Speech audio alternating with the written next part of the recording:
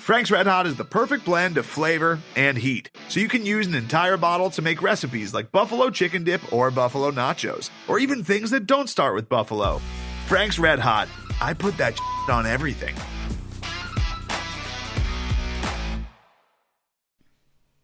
Hey, Craig. This is a year that will never end. It just goes on and on and on and on and on. Bro, we're not even halfway through the year. This has been like the longest, anytime I think about something that happened in January, my God. I think about WSU's last basketball game, which was in early March. Yeah. And that just seems like a lifetime ago. Forever ago. It's ridiculous. I was having a Zoom meeting with my students, and I made a mention that we were wrapping up week 5 of distance learning and getting ready to start week 6. And they were like, "Wait, we've only been out of school for 5 weeks?" And I was like, "No, because we had let's see, the first week we didn't do anything. The next week we kind of did a thing, and then the week after that was spring break, and then we finally did something. So no, we've been out for basically 2 months now, but still, it's God, it feels like it's been a year. It's insane." And I'm sure people listening are wondering. I feel like it's been already a year during this podcast before you guys even introduce yourselves. It feels like a year. This is Podcast versus Everyone. I'm Craig Powers. With me is Jeff Newser. Hello. How are you doing, Jeff? I'm good. I'm working a lot of hours. We've talked about this. We won't go over that, but man, teaching's hard from a distance. So I'm thankful to get to talk to you tonight about a whole bunch of bullshit that doesn't mean anything. Yes. Bullshit that doesn't mean anything. Which is a nice break from bullshit. That's what that we does miss mean the something. most, right? Yeah. That's what we miss the most is being able to pay attention to something stupid that's actually meaningless. Yes. I can't wait for Saturday morning to do that again. I think we've revealed that we are now all Borussia Dortmund fans. I think we talked about that. Yep. So I discovered, I discovered on my DVR that at some point in November, I have YouTube TV, and so I set it up to record all the Bundesliga matches because I've got unlimited space, and who knows, I might want to watch a soccer match someday. Well, that has come in really handy for learning about my new favorite team, Borussia Dortmund. And so I've been watching. They're mad. They went back 10 or 11 matches out of the 25 or so that they've played. And so I was like, all right, well, I'm just going to start watching Borussia Dortmund matches. And what's crazy is didn't really know anything about them. So it's almost kind of like I'm watching it in real time without knowing anything. So I'm just watching these games. I don't know the scores. All I know is that right now Borussia Dortmund's in second place, but I don't know how they got there. I don't really know any of the players. And so I'm watching these games. And by the way, if anybody listening to this podcast is thinking yeah, I'd kind of like to follow a sports team and I can get behind soccer, I am telling you, you could do no better than Borussia Dortmund. This team is fucking bonkers. They are all offense, no defense, and their offense is I swear it's like watching the fucking air raid. It's just they just bomb down the field on counterattacks and they just attack and attack and attack and attack, and they give up some of the shittiest goals you'll ever see, and it's never boring. It's incredible. It's never boring. And so I'm just yeah, this is too much fun. I think they've only lost a couple of matches that I've watched. They've won the rest of them.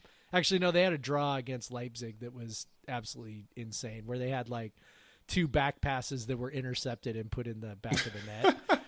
I'm not even joking. And so I'm yeah, it's actually been a lot of fun watching them. I think I've watched 7 or 8 matches so far. So anyway, yeah, I highly recommend picking a team you know nothing about, finding a bunch of recordings, a team that's going to be playing here coming up. Borussia Dortmund's a great one. Saturday morning. Yeah.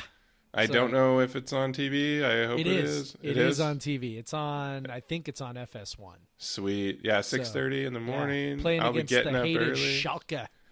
Yeah. Fuck hated those rivals. guys. Yeah. Fuck them. I don't even know how to say that in German, but I'm going to learn. BVB till I die, motherfuckers. Yeah. something like that. I wore my I went and got burgers at Spanky Burger today, and I wore my BVB jacket. So did anybody recognize it? No, well, I mean, No. I saw maybe 3 people, so I don't. Oh, okay, all right. Well, see, I was on a trivia night last night, Zoom trivia night last night with a friend who teaches in Wenatchee, and he actually spent a fair number of his growing up years in Germany, and so we talked a little bit about Germany and German soccer back when we taught together like 10 years ago. So I wore my BVB jersey. I wore my Borussia Dortmund jersey last night onto trivia night, and he didn't say anything, which made me sad. So I thought surely he'll recognize what I'm wearing. Surely.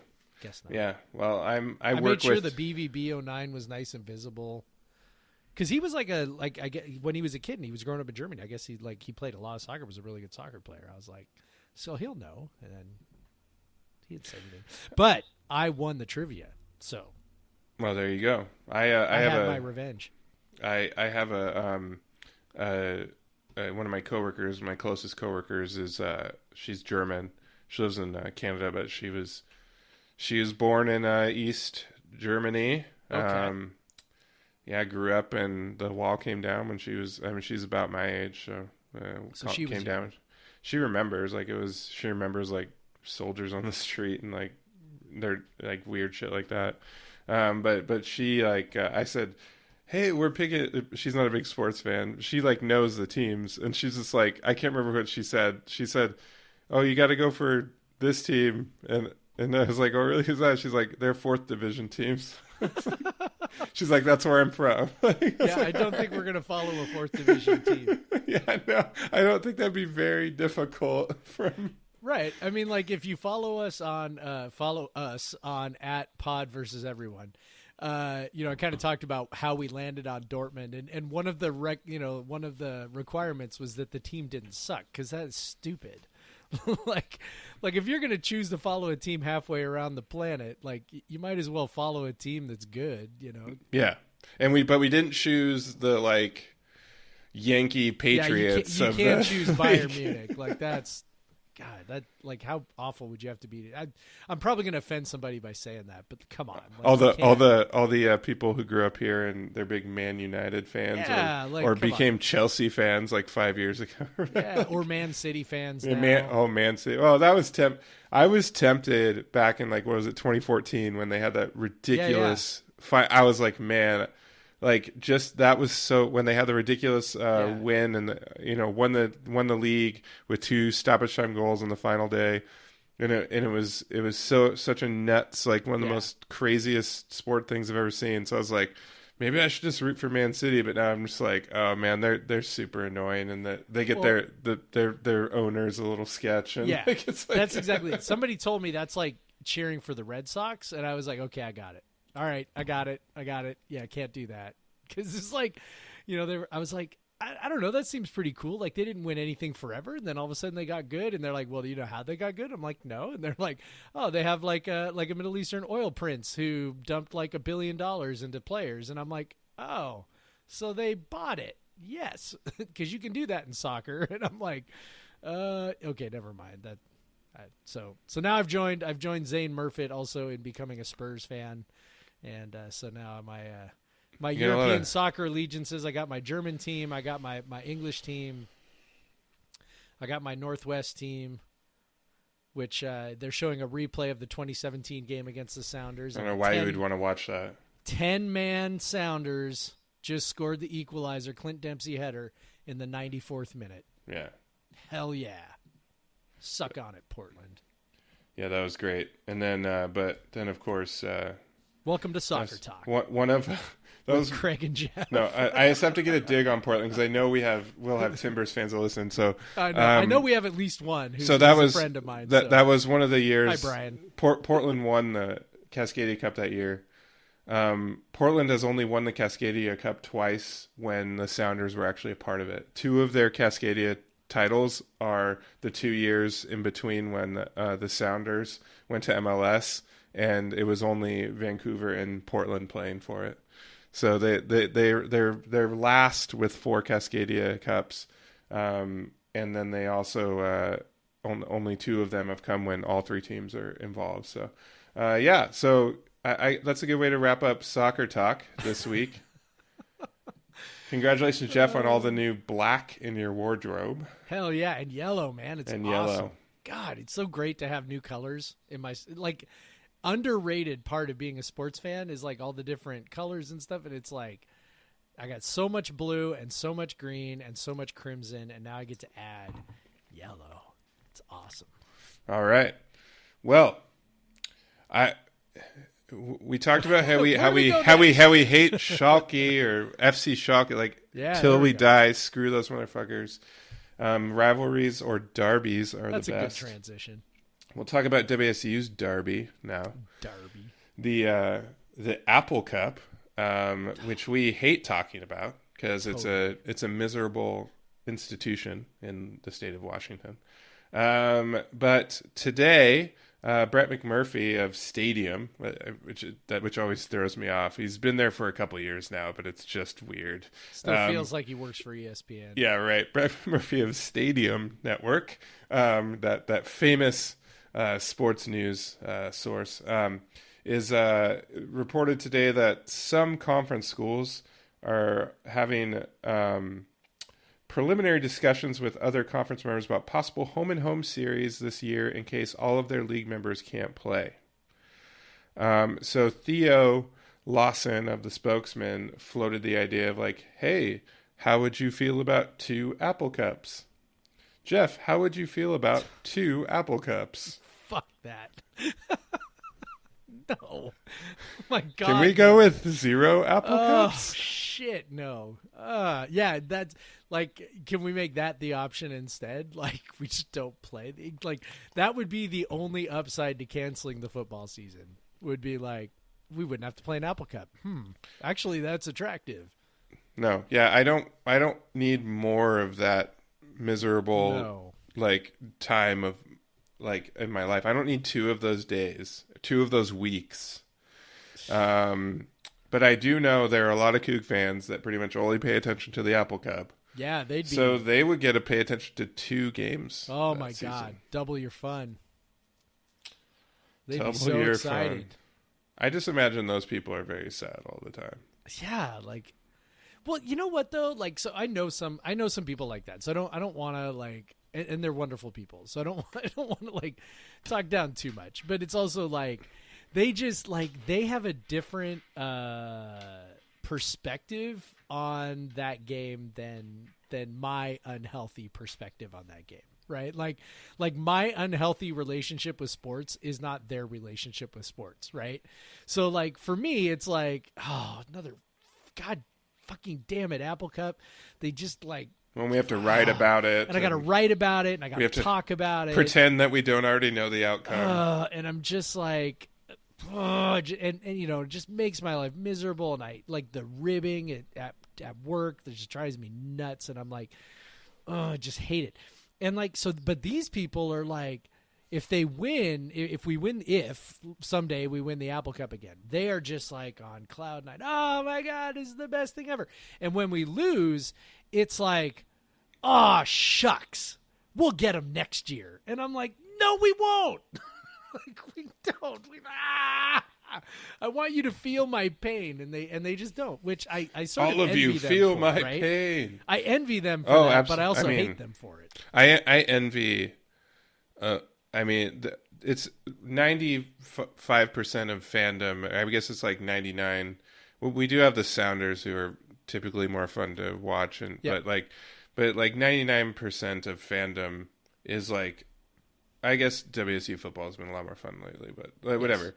Is just like a lot of just being anxious, being angry, being frustrated. Sure. And then you, of course, have the highs are the highest. Like they're high highs that like a casual fan is not going to feel. Like they don't feel a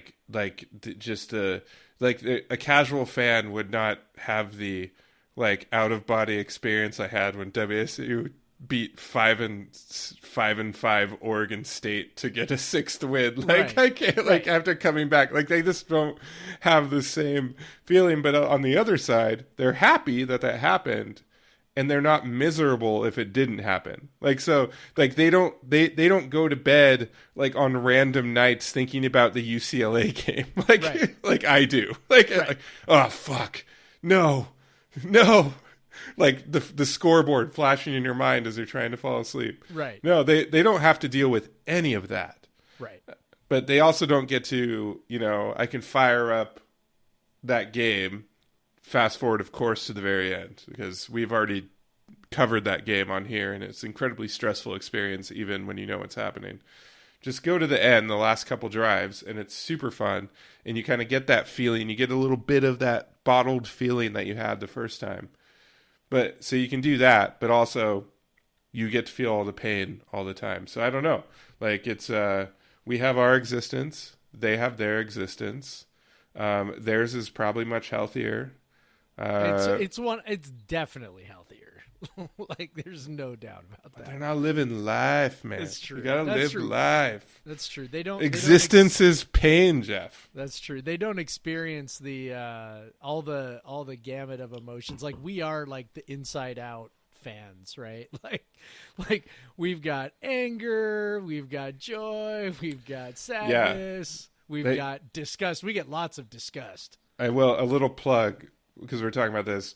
If you want to hear some of these stories of me, go ahead, and next week we're going to have the mega cast for the 2006-2007 basketball season that we recorded last night, and you can hear some great stories of me at my angriest and happiest, and and I know you do too, Jeff, because even just like watching a game at home on the couch with you.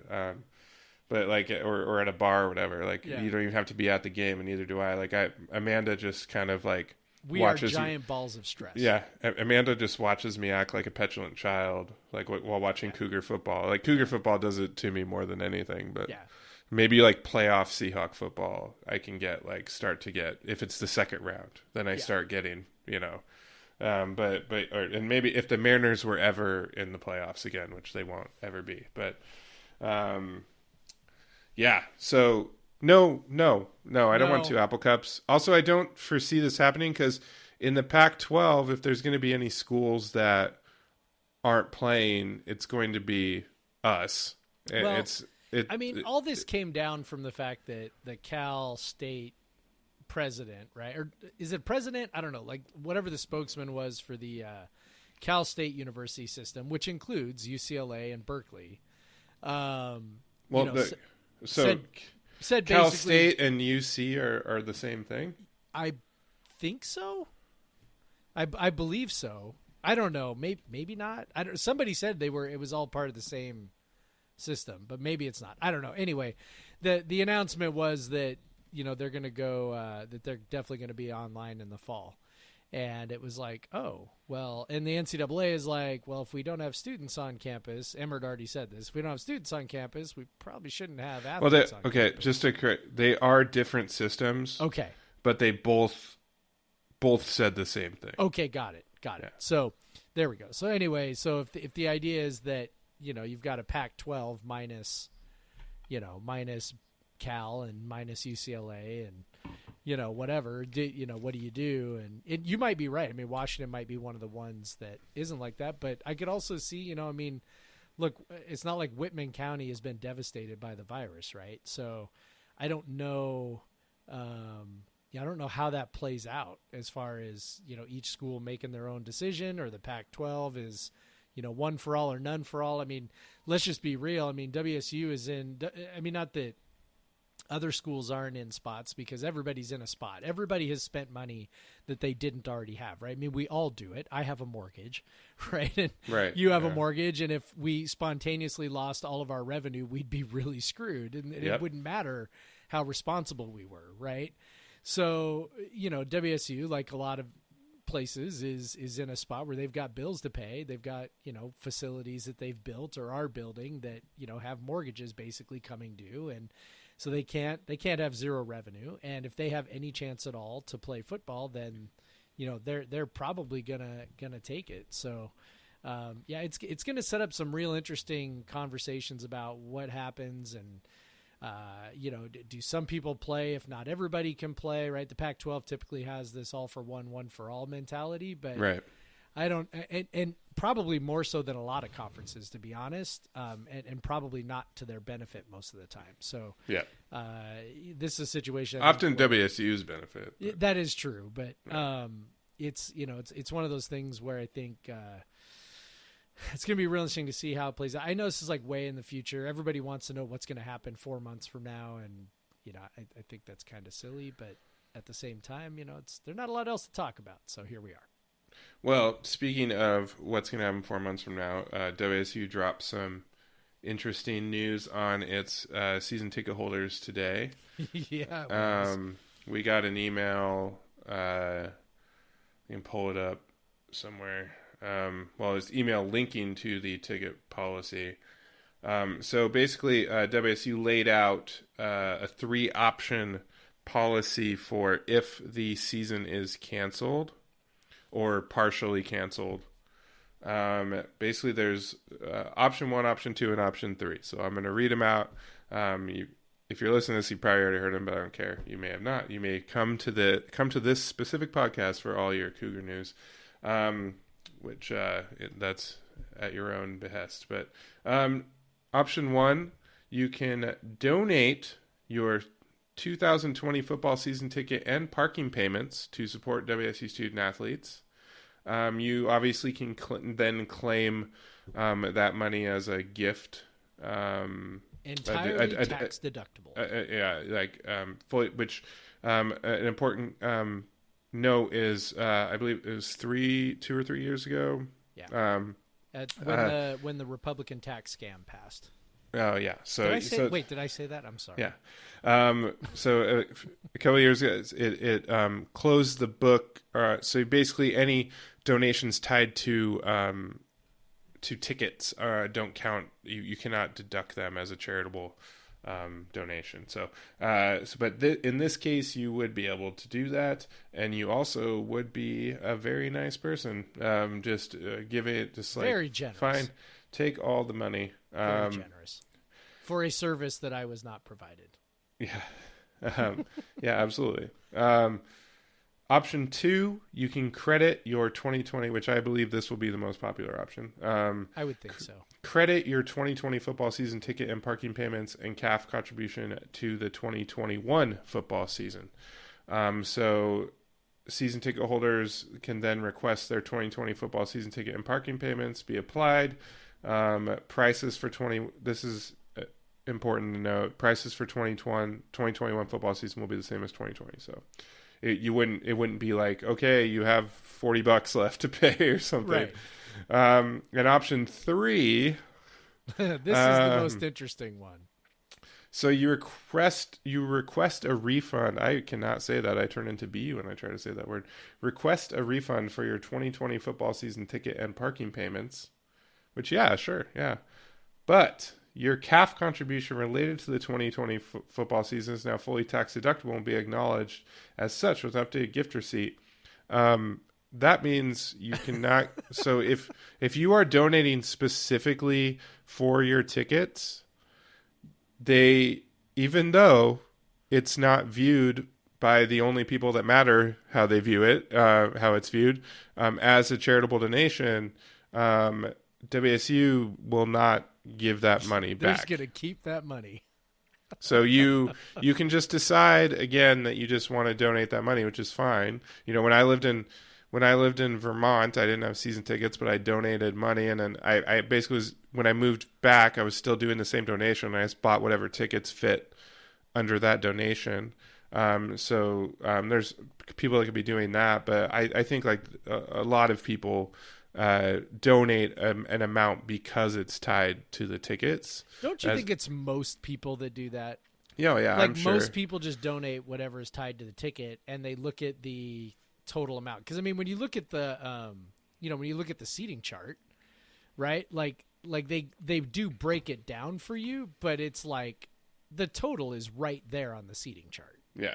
It's like, here's the ticket price, here's the membership donation that's required, here's the total price for your ticket. Because all the tickets, there isn't much variance in their base price. Like I think like the the club tickets are like $50 more a year than the tickets down below. Like it doesn't.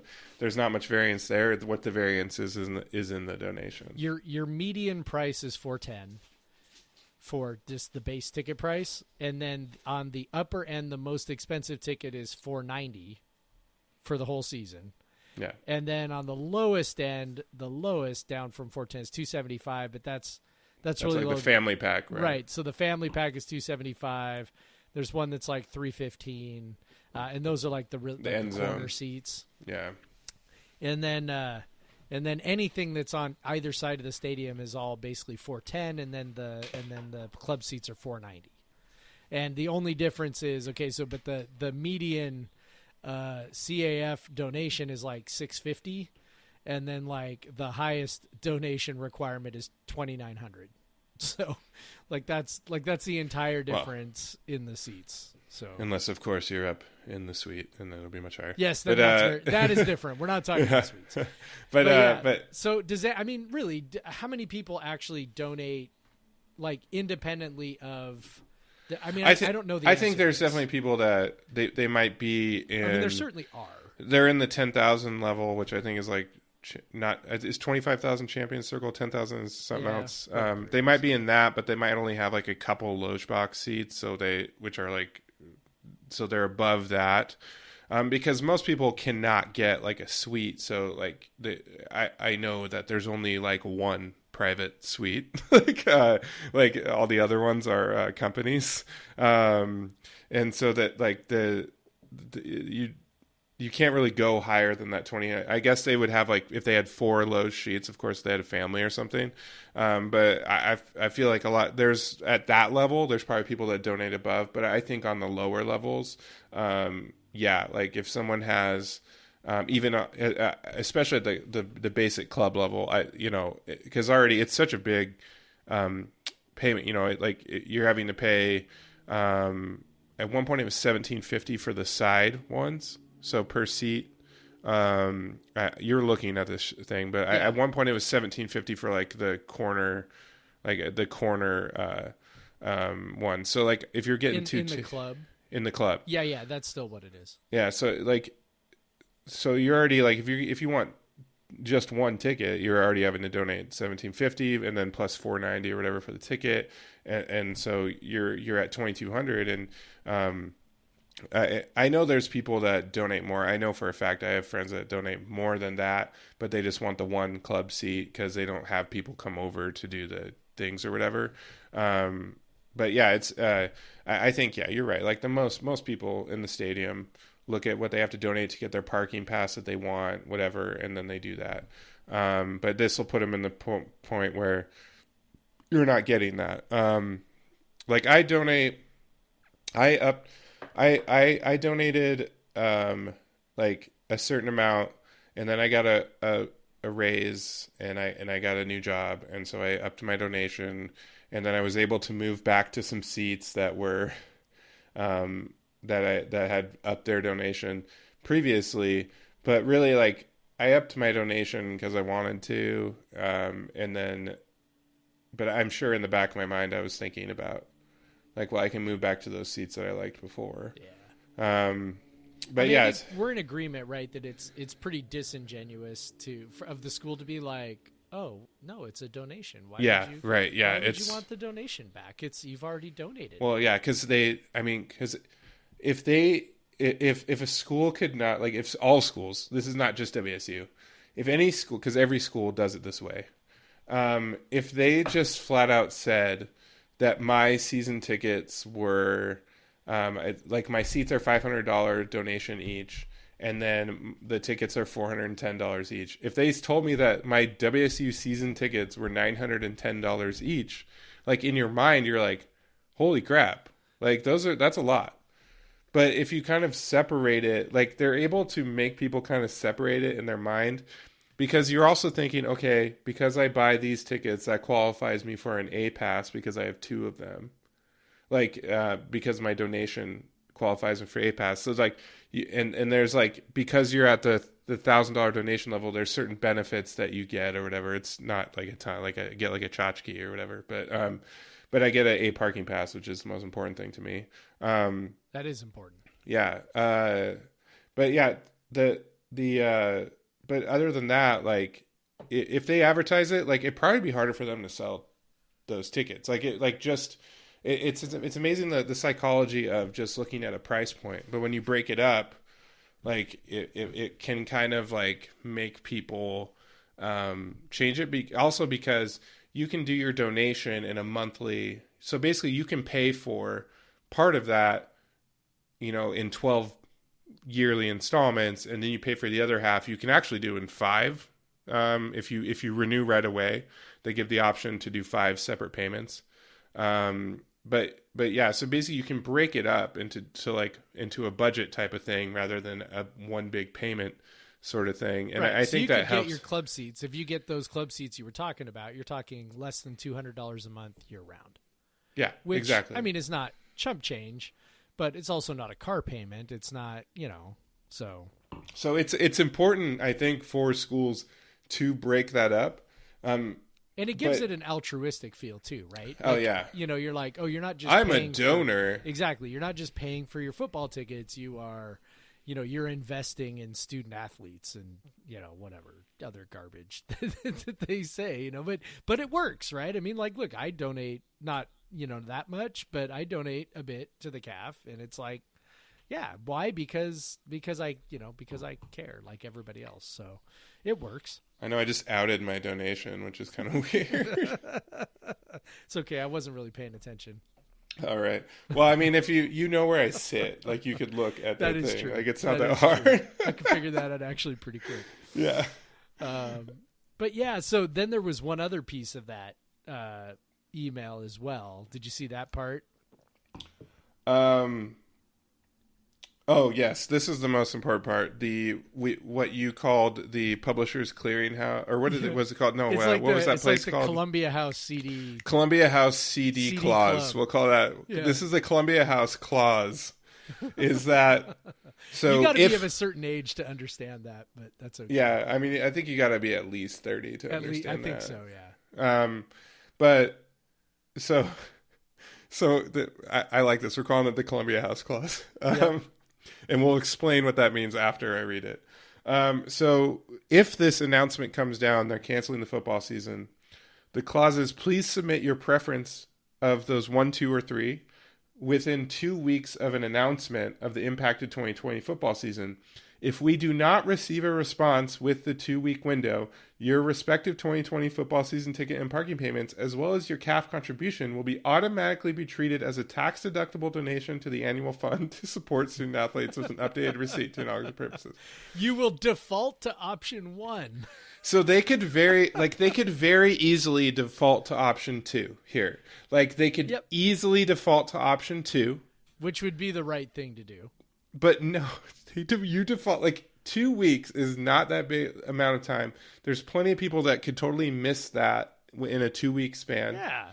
And we're just gonna assume you wanted us to keep all your money. But no, you had to continue that audit. Like you didn't cancel the free trial of the Columbia House CDs. You forgot you got the 20 CDs that you get to keep.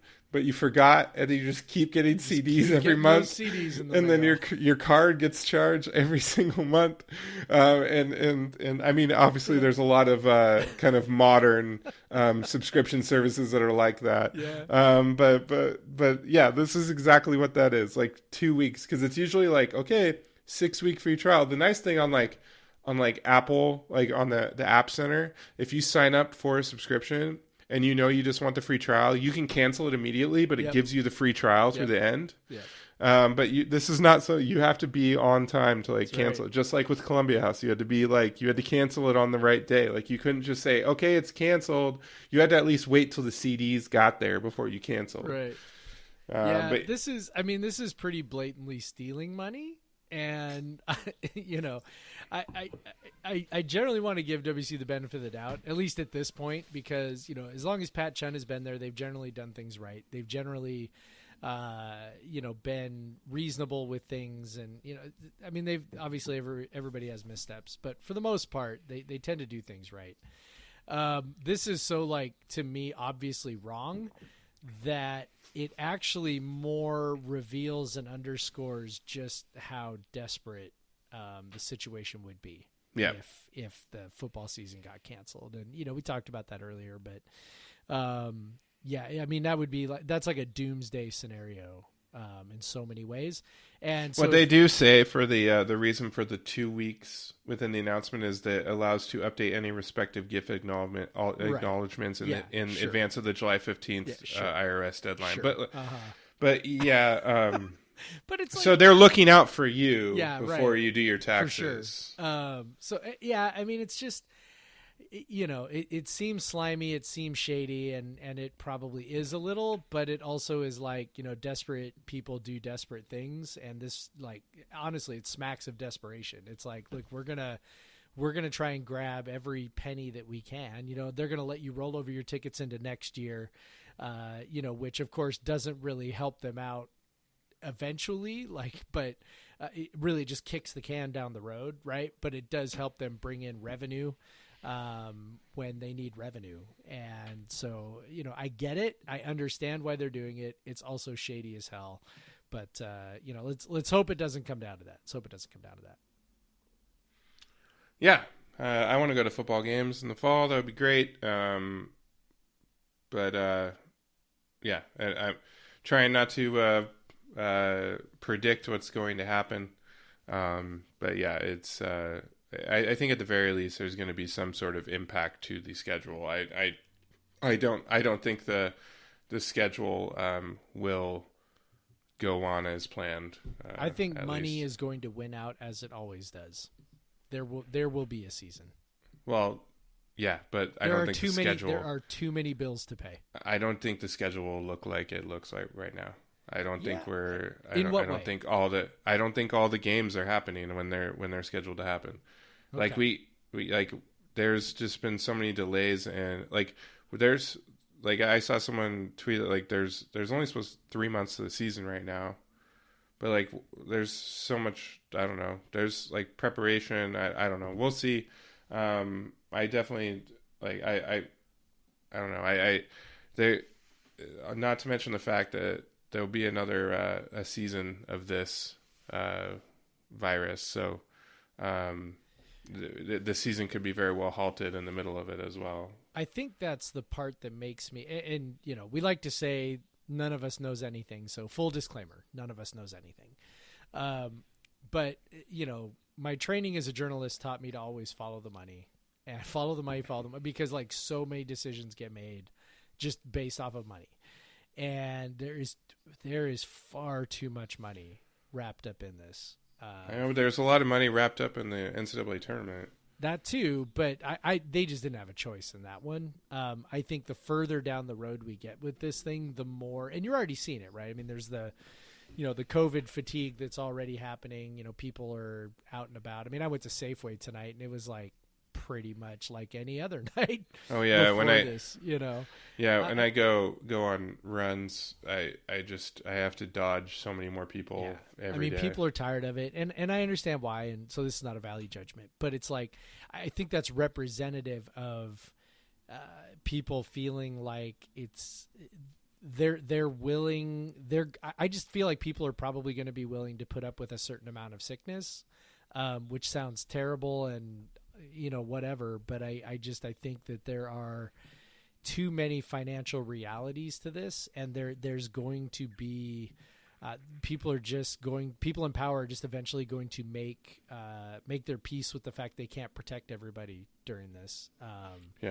And they're just going to make we talked about the Bundesliga, right? They feel, people in power may feel like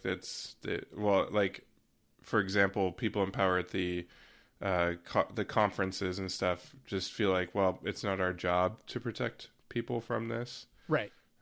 So. Right. And, we were talking about the Bundesliga earlier. I mean, they had a couple of players on one of the teams test positive, and so the whole team goes into quarantine for 14 days, and everybody else is pushing ahead with preparing for the season to start. I mean, I think that's going to more be the reality. They're just going to, do what they do. And when somebody tests positive, they, put them aside. And quarantine people. And I just think that the reality is going to be that people are going to get sick. And I just think people are going to make their peace with the fact that people are going to get sick. As awful as that sounds, and we can, we'll probably not get into the morality or the ethics of that, but I do think that's kind of where we're heading.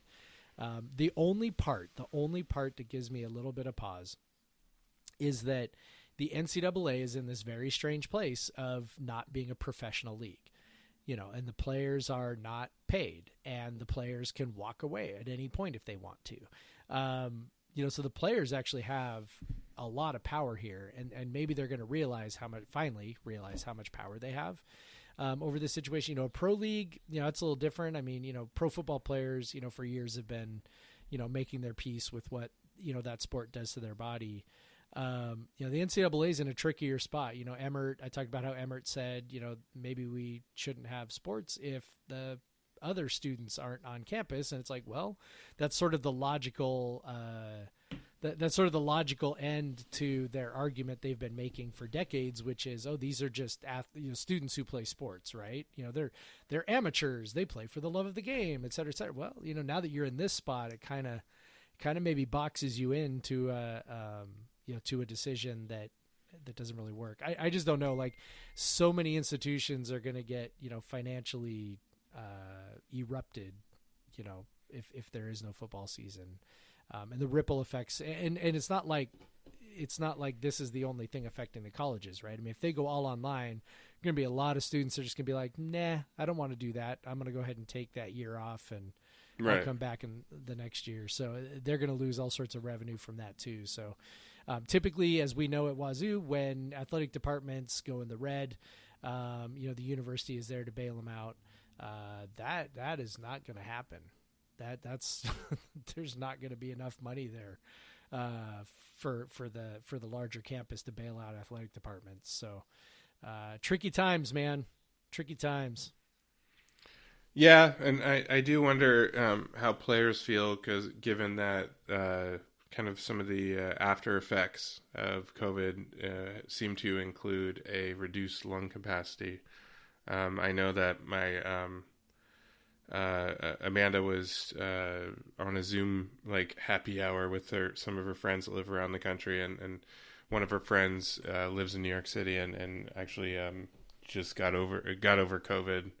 I think a week or so ago, and she says she still just doesn't have the lung capacity that she did before. And that we saw Von Miller talk about that this week as well. So I mean, if you're an athlete, your lung capacity is a big deal. So we'll see how they how they respond. But yeah, either way, we'll know the options we have for as season ticket holders. Option 2 all the way, baby. Also, option 4, I hope I get to watch football games in Pullman. Let's hope for that option. Yeah. All right, man. Maybe we should take a break, and then we'll get into some other stuff. We'll talk about beer. We'll talk about our favorite WSU basketball coach, not named Kyle Smith. We'll talk about... What was the other thing we had to talk about? Oh, we have recruits. There are recruits. There's recruiting news happening. The mystery recruits are revealed. Woo. All right, so we'll go ahead and take a break, and then we'll be right back with all that.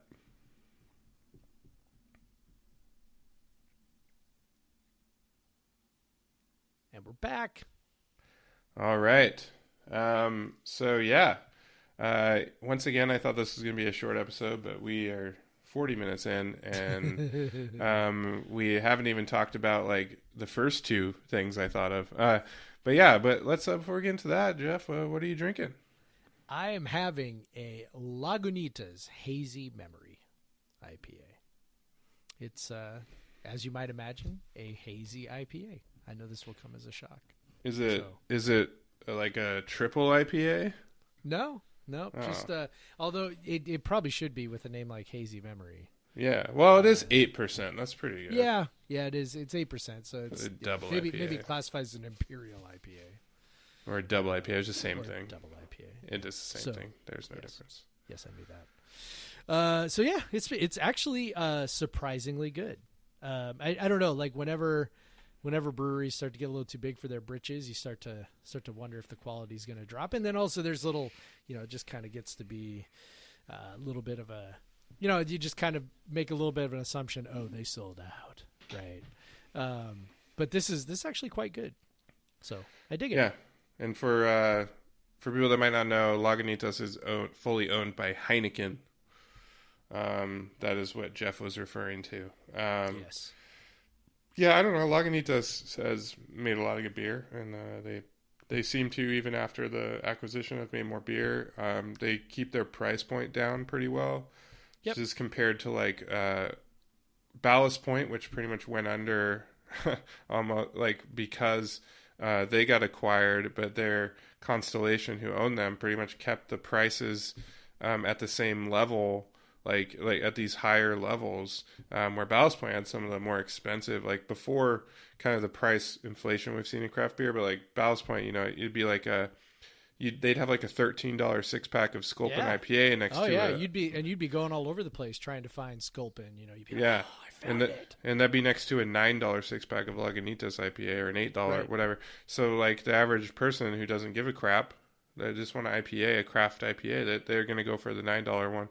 And Lagunitas did that with their barrel aged stouts. They've incredibly cheap, like $2 per bottle of barrel aged stouts, which were still very good.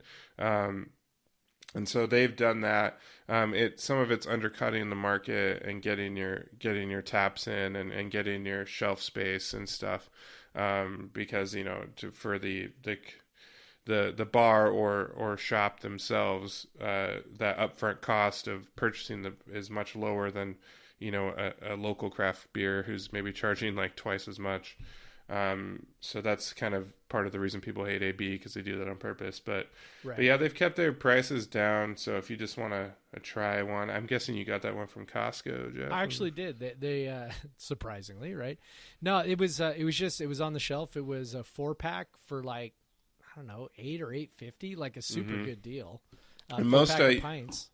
Yeah, most like the cheapest you'll see from a craft brewery typically for a 4-pack of IPA pints is like $12, and that's even. But they're hovering around $15 to $20. So it was super cheap, and I was like, I'll give it a shot. And I picked up a 6-pack of Lucille from Georgetown, picked up a 6-pack of Bodie from Georgetown while I was at it, and I was like, okay, well, I'll try this. And like I said, surprisingly good.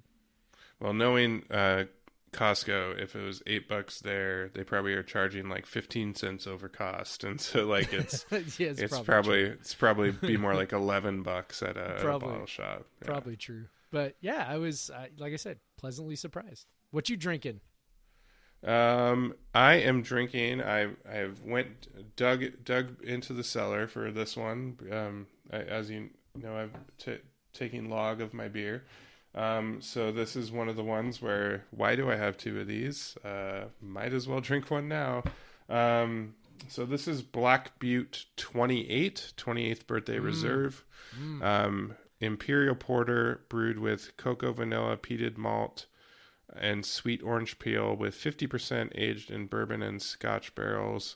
Black Butte or Deschutes has always done that. Like they only age a portion of their barrel aged stuff in barrels, which is kind of weird.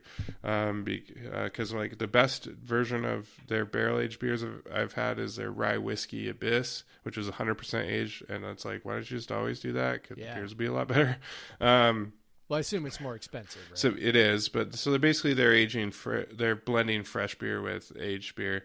This has got a lot going on, obviously. Bourbon barrels, Scotch barrels. So I was half holding my breath, expecting this to be very peated, with the peated malt and the Scotch barrels, and I do not like that in a beer very much. I'm fine with it in Scotch, but like in a beer, it can get, because you're drinking such larger quantities. But truthfully, it's not that present. Like it's very, very weak. This beer, of course, is also from 2016. So a lot of those things could be muted at this point. The cocoa, vanilla, peated malt, all that. The sweet orange peel is definitely very present. I don't know what sweet orange peel means. Are there orange peels that are sweet, or is this... I've always known orange peels to be super bitter. Yeah, I don't know what that means. Maybe is there an actual like varietal of orange that's called sweet orange? Okay, I'm going to look this up while you're talking. Maybe. I mean, all oranges are sweet that I've ever had, but some of them are sweeter than others, obviously. But the peels still are never sweet. Okay, here you go. By the way, there is a sweet orange.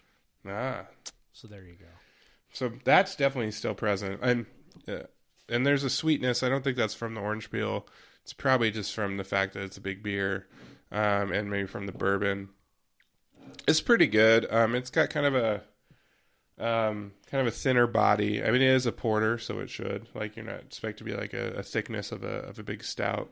It is still a very big beer. I think it hovers around 11 or 12%. I can't find it on the bottle, which is weird. Abyss always has that, but yeah. So it's pretty good.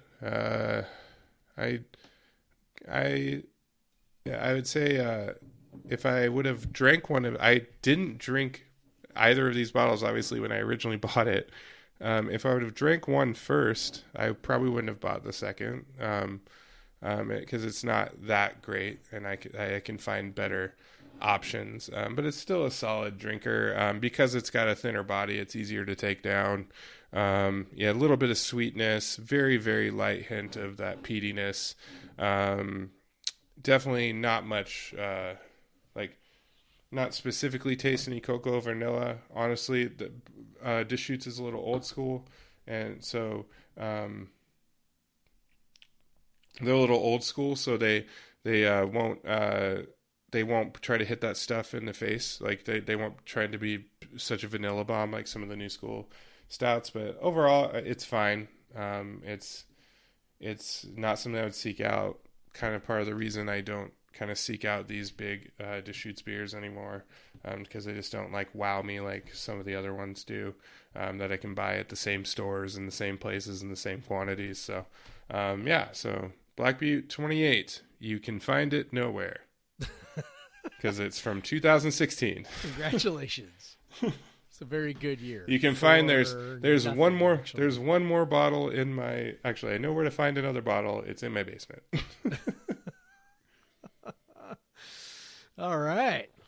Wow. All right, so beer done. Gotta put a dent in that spreadsheet.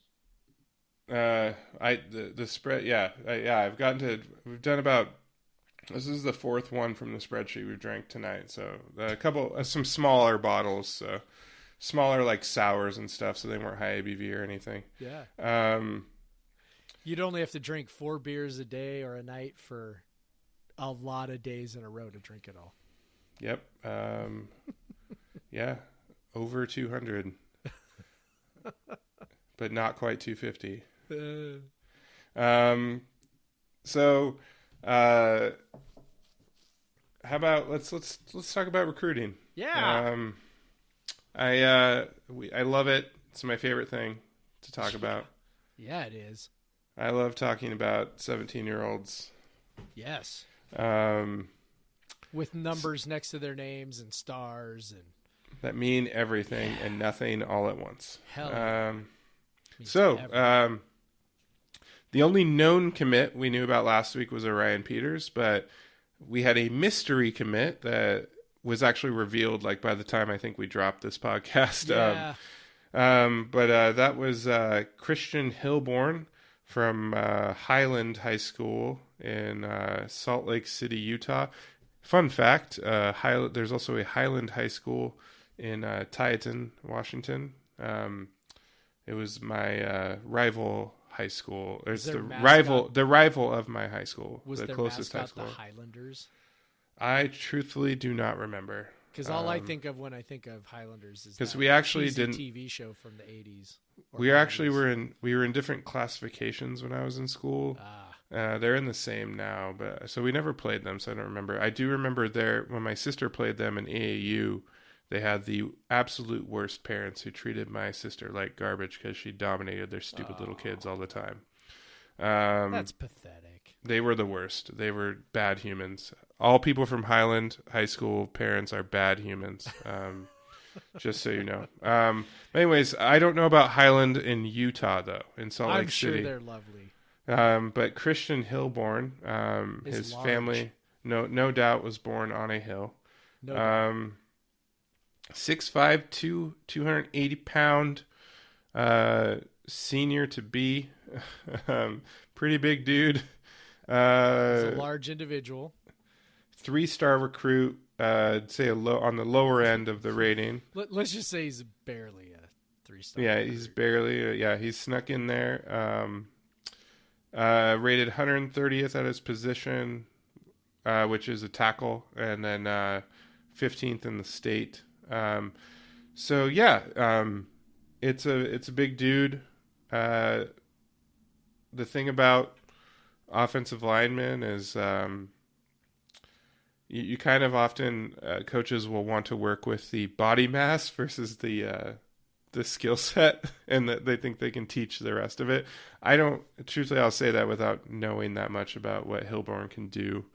But from his evaluations aren't super high. So but they're also not super low. Obviously, everyone will say Andre Dillard was a 2-star recruit or whatever, but correct. Andre Dillard was a 6'2" or 6'4", 240-pound guy at the time. But yeah. Jeff, what do you think? What do you have an opinion on this? Do you care?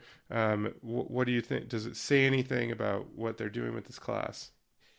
I don't know. I mean, I think, we're going to talk about the other offensive line recruit. I guess I'll probably bring that into the conversation here. Okay, let's talk about the other one first. Because then. I think looking at both of them together maybe tells you a little bit of something, but maybe not. Maybe it's all crap too. I don't know. All right, so the other guy is Brock Dieu. Yeah, Dieu. From Arizona. I'm just going to go with Dieu. Brock Dieu. Castile High School. Delightful smile, by the way. Yeah, very nice, very good. He's got a very nice picture. Yeah, clean cut gentleman. Another big boy, 6'2", 278. So he's a thick guy.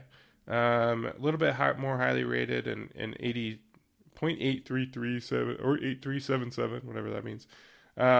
He's 46th at his position of offensive guard nationally.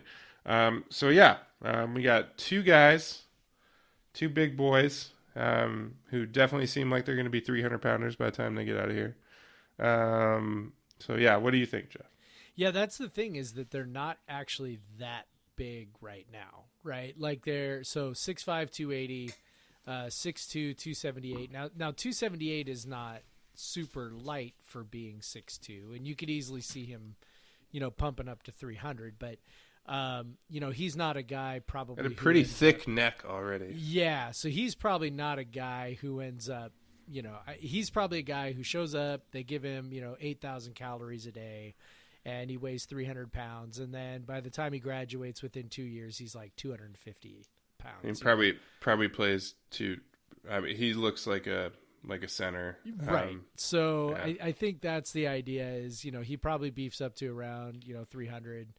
The other guy looks like the kind of guy we recruited under Mason Miller the last few years, tall, lanky, if you can describe a 280-pound man as lanky, but he's 6'5", right? What, Jeff, you know what I was when I graduated from high school at 6'5"? I was 6'4", 159. Oh my God. That's lanky. Okay, that is lanky. You're right. But since we're talking about football recruits, it's, you can, as you said, you could easily see them, pump it up. So they do seem to have somewhat of the same mentality as Mason Miller did, which is, let's recruit guys with good frames. I'm just going to guess that they are, reasonably athletic dudes, and that they feel like they can add weight and teach them technique. So, in that sense, it seems like we're kind of moving forward with the same philosophy that we had before in terms of recruiting offensive linemen. I can't say whether that's really good or bad.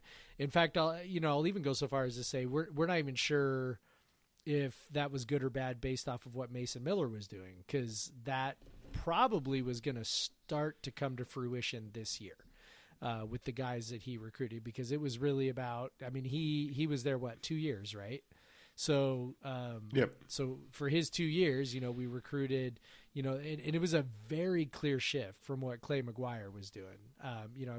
Just look at a guy like, who ended up not playing last year, but Christian Hangana, who was, 380 pounds or whatever. Yeah. Huge dude. Sir Riley, who was I believe a Clay McGuire recruit who signed in that first class, but another just, massive dude who is still on the team, I think. Then to go to guys who were, much taller, leaner. So I don't know if that's better or worse. All I know is that this is what we're getting right now. We've got 3 dudes on the low end of the recruiting spectrum. We kind of talked a little bit about that last week in terms of what a disadvantage this closure is for Wazoo, where we really need to get kids on campus and we can't do that. So, right now you're seeing guys committing that, Hillborn doesn't have really any other reported offers. Reported offers is what I'm trying to say. Orion Peters did. And then Brock Dew does also looks like a smart kid. Yeah, most notably from hometown Arizona State. He's got offers from Army and Air Force. So obviously a bunch of Ivy League schools, right, pretty much almost all the Ivy League. Guy. Yeah. So he's got an offer from Arizona State. The coach there is Kevin Mawai, who many people will probably remember was an all-pro offensive lineman in the NFL for many years, played with the Seahawks, in fact, once upon a time. So to turn that down and come to Pullman actually seems like a pretty decent deal. So they must see something in him, and if they see something in him, then this staff hasn't done anything to make me not trust them. So yay Cougs, go Cougs. Yeah, and we're only three recruits in. I don't think it's a coincidence that right now we're landing guys that don't have a ton of other offers. I think that's, for better or worse, that's just kind of what we got right now. So, I mean, it's not. So I saw it reported that I saw Theo report it. He may have been reporting through someone else too, but Brock Dew chose WSU in part because of the mechanical engineering program. So. Ooh. I can't imagine being a college football player and also going through a mechanical engineering program. How come Georgia Tech's not on this kid? Yeah, no kidding. Oh, man. Or any of the techs. So Cruton, man. I'm going to be honest with you, listener. I'm not going to take the time to break down the video of these guys ever. I'm never going to do it. Offensive linemen are always the hardest ones, too. Yeah, just never. Typically, they don't play against dudes their size in high school. I might click on. Just flatten people. I might click on a recruiting video here or there, but if the song sucks, I will turn it away immediately. And that's basically my main decision for deciding. Or my main component to my decision is if the song sucks. If they chose a bad song for their recruiting video, that immediately calls their character into question. So this is a type of recruiting evaluator I am. So I don't know if you want to hear my opinions on recruiting videos. I mean, listen, I'm the guy who watched the high school video of Marquise Wilson and said, man, that guy looks like he's going to need a lot of time to develop. So I do not try to evaluate anymore because I'm clearly an idiot. So, but we'll just cast we'll just throw our opinions out there on things, and who cares? This is a podcast. That's what we're supposed to do. Yeah, in my opinion, they're going to be awesome. This is 3 all Pac-12 players as freshmen. 100%. As freshmen, all 3 of them. Book it. Don't call me on it, but book it. Yeah. One person wrote that down. He's like, "Oh, good, but they don't." I swear. 5 years from now and 400 episodes of Podcast versus Everyone later, he's going to email us. Remember when you said? I'm like, no, I don't. Actually, no, I don't. I go back. And then he goes, "But you were drinking." you were drinking this specific beer, and I go, oh yes, I remember that now. Yeah, totally remember that.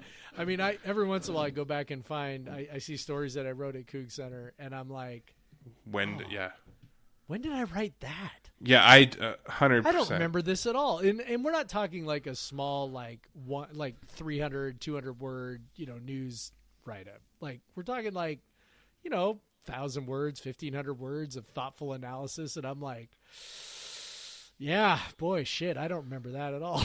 There's maybe like 5. I think you've written like I have written thousands, multiple thousands. I'm definitely over 1,000 at Coug Center, and I maybe can remember like 5 things that I've written, and then the rest of it is just stuff. Like it. You just there's so many words. And I honestly don't want to ever read any of the stuff I wrote probably in the first like couple years that I wrote for Coug Center, because it's probably really bad, and I don't know how you all stayed. Oh, that stuff is great. Like I go back and see that stuff, and it's awesome. What would be really funny is to hear our original podcast with you, me, and Grady. Oh my God! When everyone would ask if I was like falling asleep. I did find, so you saw that I found the YouTube channel, right? Oh yeah. And there was the halftime. So when we like for 2 games, we did like a halftime. I'm so skinny. Oh a halftime Google Hangout with me and you and Floyd. And it was like, okay, let's do like a 15-minute live breakdown of the first half. And I'm like, I'm trying to make this all serious, and you and Floyd both, no joke, are like laying on the couch or in bed or something. And I'm like, hey guys, what do you think? And you're like, I don't know. Sports and shit. Hey, well, in our defense, it was probably like midnight where we were. That's probably true. And this was also like, this was this would have been a Paul Wolf game. So, yeah. So we're down 42-6. Same as last week. But seriously though, if anybody wants a really good laugh, find the Coug Center YouTube channel. There are all kinds of hilarious videos on there. So this was back when... And of Jeff's hair and facial hair is I'm part... getting there. Yeah. Like listen, there are videos with me with blonde tips. There are videos of me... And this is not from 1997, by the way. No. There is a story behind that, too. Sarah convinced me to go let somebody she knew who was going through cosmetology school try out their bleaching technique on me. And Jeff, you're so nice. Yeah, I was. And I was supposed to be getting tips, and it ended up being an entire bleach, and it was bad, too. It was so bad. Anyway. So the videos are hilarious. There's videos of me trying to break down football plays, which I realized after a little while I was, really bad at because I don't really actually know anything. And we are so much better off letting like Jesse and BA do those things. Yeah. And then there are other videos like this was when SB Nation was like pivot to video. And I was like, okay, I'll try it. And then like, thank you, Facebook. Yeah. And then like 5 minutes later, SB Nation was like, never mind, videos useless. And I was like, oh, all right. Like I still have a video camera that SB Nation like gave me to do it, along with like a monopod, and they never called me back for it, so it's still sitting in my garage. There's a really blue joke that I could make right there, but yeah. Oh my god. This is an explicit podcast. We do have an explicit rating. I have too much respect for Sarah. Sorry. That's probably true. So we're talking about ourselves. That's always fun. The podcast is going well. But seriously, go find that YouTube channel. You'll laugh. It's good. It's pretty funny. Just know that none of us look like that. Except, Floyd probably still looks like that. Yeah, I'm like clean shaven. I have shaggy hair, and I'm about 30 pounds lighter. Oh, it's fantastic. At least.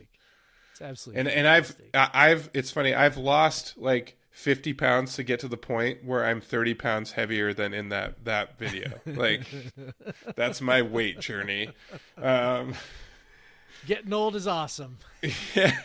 Fatherhood does that to you.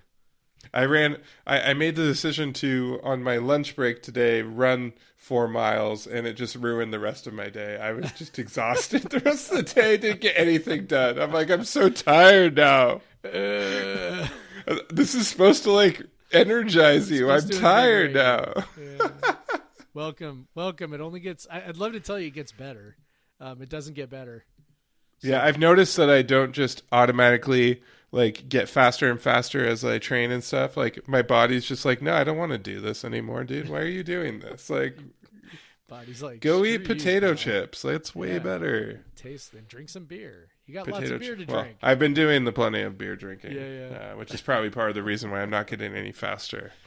That's probably part of it too. Like when I was training for my half marathon 5 years ago, I was, I dropped quite a bit of weight, but I was also like, I know I would have dropped even more weight, but I was like, nah, I'm not giving up the beer. Sorry. Oh yeah. I run so that I can drink beer, not the other way around. Yeah. I'm running like 25 miles a week and I'm not losing any weight. I think I might actually be gaining weight because I'm just eating garbage and drinking tons of beer. Yeah. It's basic math. Should we talk about our favorite basketball coach not named Kyle Smith? I mean, I don't know. Actually, I said that, but I don't know. Like, he might be our favorite basketball coach. I mean, Kyle Smith's never been on the podcast. Kyle Smith's never been on the podcast. That's true. Not even once, let alone twice. Yeah. Although, if John came on to the podcast and we said he was Kyle Smith, I bet people would believe it.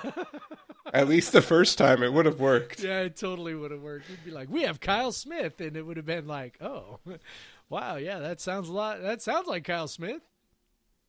So it's fantastic. Very proud of John today. Yeah. Made himself one of those lists. Made it onto one of those lists. ESPN's 40 best college basketball coaches under 40. John Andrzejek, WSU assistant, analytics wizard, checked in at number 39. Yeah. And he was also the youngest coach on the list at 27. I think I saw there was only one other guy that was under 30 on the list too. I'll bet very few people who listen to the podcast realized he was only 27. Yeah. Which makes him like, because I'm thinking like, yeah, he could have been my student like 8 years ago. He's younger than my little sister. Just a child. What have I done with my life? A very smart child who has accomplished more in his life already than I have. So that's all right. Yeah. And I'm very comfortable with what I've accomplished in my life. Yeah. But yeah, Jeff, like, yeah, I don't know about you, but I have a high opinion of John as a coach, just especially we've had so much interaction with him. Yes. We can see how smart he is. And it's not just the analytics. He's a smart tactical coach. He's probably listening right now, and we just want you to keep coming on the podcast, John, so we're just keep saying nice things about you. But yeah, I think he's definitely a guy that's a future head coach sooner rather than later. And he seems to have that. We were talking about his career trajectory earlier today, and so he was with Kyle Smith when Kyle Smith first went to San Francisco. He was with him in Columbia, then went there, was the director of basketball operations, which is not technically a coaching position. Obviously, they coach, but you're not a coach. You're more of like an administrator. But actually left and went to a Division III Johns Hopkins to have, an actual coaching and recruiting role. And then of course went to, Dartmouth for a year, had a similar coaching and recruiting role. And so when Kyle Smith came up here, John then had, the experience to be hired on as not a DBO, but actually an assistant coach. So he's definitely obviously been trying to move up the rankings there, and obviously people have noticed. So good for John. Obviously, because of our podcast, we're promoting him. We're showing it's the influence that we have over ESPN to make them see that John Andrzejek is great. So obviously, right, Jeff? Absolutely. I think the thing that I like thing I like most about him, beyond just, the alignment of philosophy as it comes to basketball, right? With, analytics and the use of analytics and how they should inform decisions and things like that, is just in the interactions that I've had with him. Super curious guy, really curious about things, wants to learn new things, wants to check things out. I know when we did the Pomeroy podcast, we kind of worked on a list of questions to kind of figure out, okay, what we're going to ask. And John, I know you're laughing because you've seen the list of questions. Like, John came in hot. Well, no, I looked at it before you did. I'm like, Jeff, have you looked at the questions? And yeah. No, I haven't. And John came in basically hot. We don't need to do anything. I know. He came in hot with like 4 pages of questions, and we're giggling because it's like, and it wasn't just that there was 4 pages of questions. So it wasn't like there were 100 questions. There were like 20 questions, and they all had like these like longer like reasonings and questions embedded inside questions. And like it was so thoughtful, and it cracked us up because, we've both done a fair number of interviews. And so we both sort of knew right away that was too many questions for what we were going to be able to do on a podcast. But what the questions revealed was, a guy who was really curious and wanted to pick Pomeroy's brain and had all these different things, he kind of thought about. And you don't graduate from an Ivy League school in 2.5 years and like without that curiosity. Yeah, I feel like we don't make a big enough deal out of that, by the way. Yeah. Part of the reason he's 27 and has so many years of coaching experience is because he started when he was 20. Yeah. So, he did that. And I just feel like, if you're going to be, if you're going to be a high level coach, if you're going to be an effective coach, and I won't even just say as a coach, I mean, any discipline, any profession, a high level of curiosity and a willingness to reflect and always continue to learn.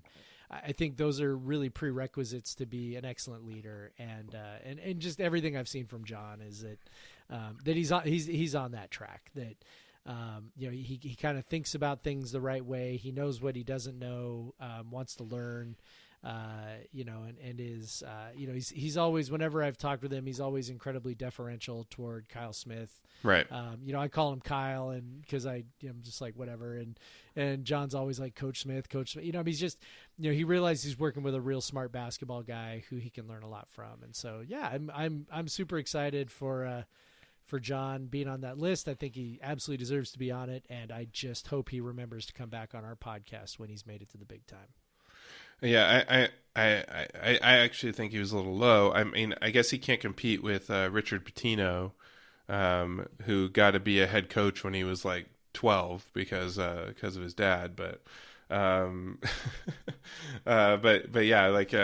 he's got, that was top 40 under 40. So John has 13 more years to raise up that list. Yeah, he's got a lot of time. But yeah, so I mean, obviously, it speaks to the staff that Kyle Smith has put together. We have a good staff, and obviously, if you have not listened to the episodes that John has been on, you really should. Yeah, you should fix that. They're my 2 favorite episodes of this podcast, so you really should. They're the ones that feature the least amount of us talking, which is and the ones that featured Jeff and I the most excited. So, it's true. But yeah, so I'm sure that, I know John listens to some of our episodes. He probably turned it off long ago. But I think again, Jeff and I are going to shoehorn basketball into this podcast soon. Absolutely. Every time we can. Yes, especially now that we're excited about the staff we have, and John is definitely a great an asset of an assistant coach. And obviously, I think it just is a good reflection on Kyle Smith as a leader of a program, to keep guys like that around. So even we can see his one of his other proteges had a good year at San Francisco, and we'll see what he can do going forward. But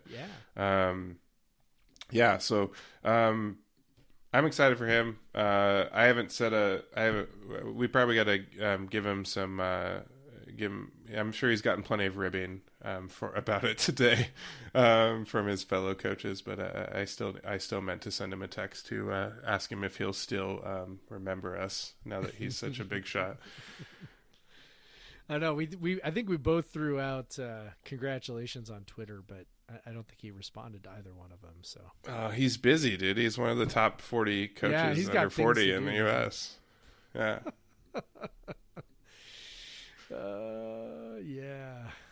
Yeah. Although I'm looking at his Twitter page right now. We are the pinned tweet. We are his pinned tweet. Yeah. Yep. Didn't notice that. Well, actually, I haven't changed my pinned tweet in a long time, but that's the one that made me consider changing it. Yeah. Was the Pomeroy one. I think the pinned tweet on the Pod versus Everyone account is just, hey, you can subscribe over here. Good job, Jeff. That's what you're supposed to do. Yeah. Good for me. Good best practices. I do like John's got good, like he's got his cover photo is Clay Day. It's a cool shot of Clay Day. It looks like. And then I don't know what his this might be after the Colorado game. Yeah.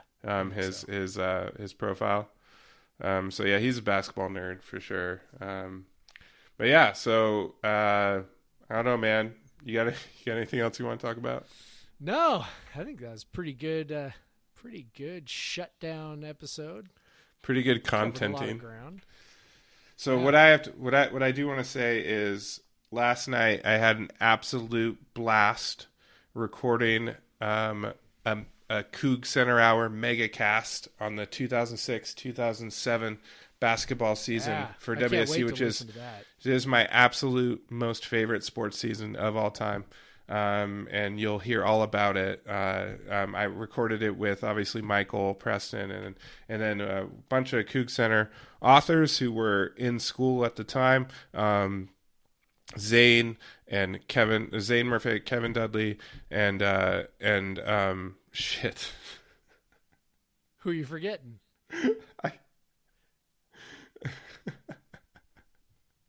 Oh my God, dude. Mark Sandritter, of course.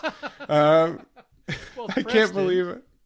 I said Preston first. You did say dude. Preston? Yeah, I did. I thought maybe that was one that you missed. So, Mark, I probably talk the most, but it was also my senior year, and so I have some kind of special memories about it. You're also in like every picture of the student section from that year too. Yeah, we definitely talk about that. So lots of good stories, lots of fun stories. We all had a blast. It's just 5 happy dudes talking about a happy time in our lives. If you don't love the 2006-2007 basketball season, you're a weird person. Totally. So I would think 100% of Coug fans would enjoy listening to that. That season is the most precious treasure in all of sports, which is the completely out of nowhere successful season. Yeah. And those are the best. I mean, 2018 football was kind of like that. I mean, yeah, it wasn't totally out of nowhere, but it was kind of like that. The 1997 football season, which was the other mega cast that Preston did with the Coug Center Hour, same kind of deal. Those are, I mean, you and I are Seahawks fans, so, the 2012 season, even though they lost to the Falcons in the playoffs, was kind of the same kind of deal again, where, would they win 12 games, right? Kind of the no expectations season. Yeah, no expectations, and then they explode it.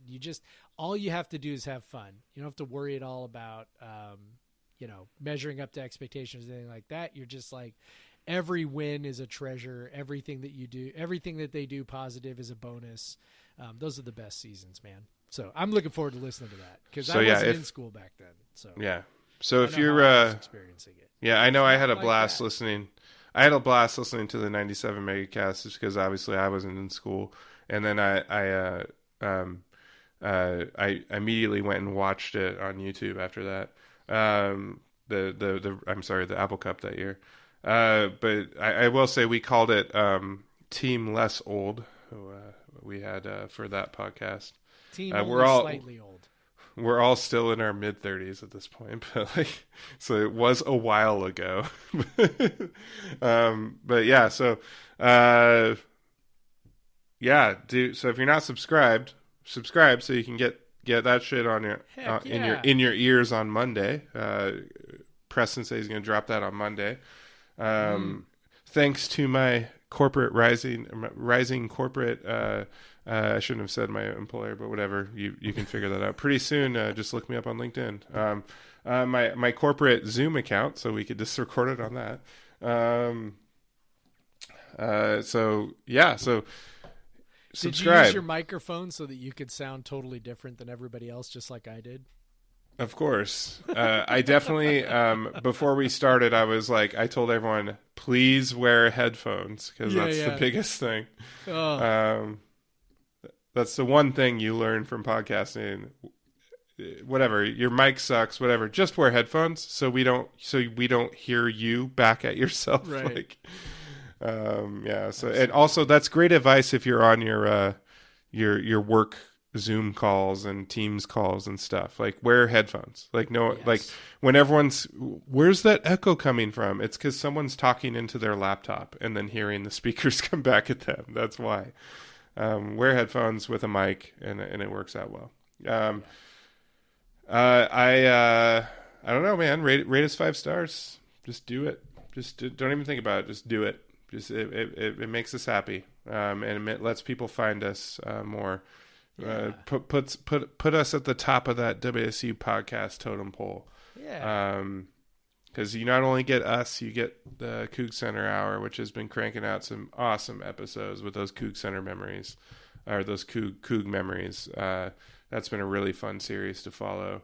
So all that quarantine content, all that you need, you can get 5 stars. Leave a comment if you want.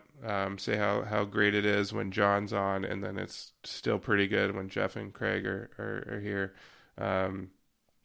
And what else, man? That's it. That's all. Or send us emails, questions, podcast@gmail. Yeah, whatever. Subscribe. Go Cougs. Send us some emails. We really want email. Dude, I have checked that email account every single day this week, and not a single person sent me an email guessing how big my beer cellar is, and I have finished logging the beers. It's obviously in flux.